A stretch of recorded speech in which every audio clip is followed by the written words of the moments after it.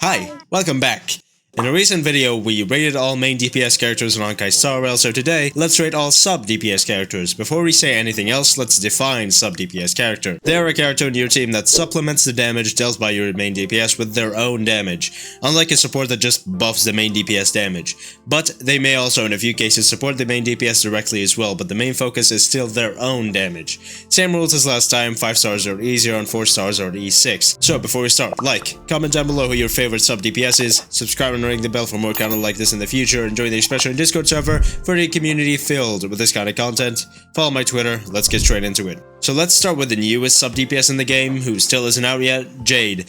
Now while she isn't out, I watched a few behind the scenes stuff, and honestly she is pretty damn insane. She does a huge amount of damage. Jade's kit revolves around how she needs a character that does as many AoE attacks as possible to do her own follow-up attack as many times as possible to maximize her DPS. And the characters that are best fit for the job are AoE follow-up attack spammers like Herda and Himiko. She also increases your main DPS's speed by 30. It seems she will do some pretty insane damage, and especially compared to other sub-DPS characters, and even rival most main DPS characters. And her kit is overall very efficient, easy to use, and is skill point positive. So for that, I'll give her a 10 out of 10. I'll definitely be pulling for Jade. Black Swan is next, and she is also one of the best sub-DPSs in the game. She is of course a DOT applier, but her DOT is unique in many ways, that it stacks up to 50 to deal more damage, and even further so, more AoE damage when it reaches 7 stacks, and it ignores things like wind shear resistance. Her DOT does a great amount of damage, and of course, the main tour sub is Kafka, and they make a great pairing together.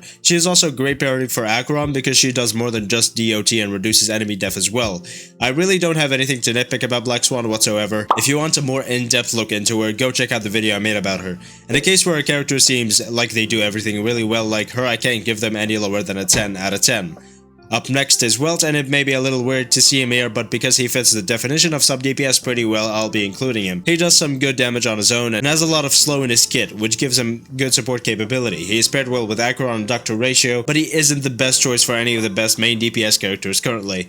He isn't exactly skill point positive, since he relies on his skill to really put out his debuff, which is pretty bad for a sub-DPS. I'll give him a 7 out of 10.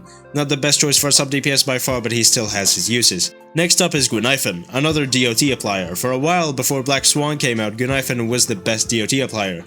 She does everything Black Swan does, just a little bit worse. She has good DOT, applies good debuff, she's the second best DOT pairing for Kafka, but I'd rather use Ruan Mei instead of Gunaifen any day of the week, and you should too. Still though, she has her place, 7.5 out of 10. You can use her instead of Ruan Mei when you want to give Ruan Mei to another team because your broke ass couldn't afford Robin. Up next is Luca. Unfortunately for Luca, he is the worst DOT applier for Kafka in the game currently because his DOT is just single target. That's it. That's his only problem. If it wasn't for his single targetedness, he would be pretty damn good. Good against bosses, I guess, 4 out of 10. Next up is Misha. Look at this dork. His lore is great, but his design and gameplay is pretty horrible in my opinion. His main gimmick is being able to freeze, but another 4-star, a much cuter and more adorable and beautiful and quite frankly, simply the best in many things, including freezing, is free, and already exists, and that's of course March 7th. Why would you use Misha over March 7th for freezing? Bad. March 7th freezing supremacy. March 7th supremacy in general, 2 out of 10. Not 1 out of 10 because God Doggos did some pretty insane damage with him. Yet again, God Doggos does insane damage with everyone. Lastly, we got the one and only Sampo Kaski. This sly motherfucker was one of the best DOT appliers ever since the start of the game, and even right now he's still a pretty damn good choice. In some situations, mainly depending on elements, he's better than Gunaifen. He actually has more than one great pairing with Kafka, and that's actually with Black Swan. The way his kit, and specifically his E4, works, makes both their damage go from like 50k per tick to like a fucking billion. It's even more when you add Kafka to the mix. It's almost like Kafka is basically the only character that heavily relies on sub-DPSs to function.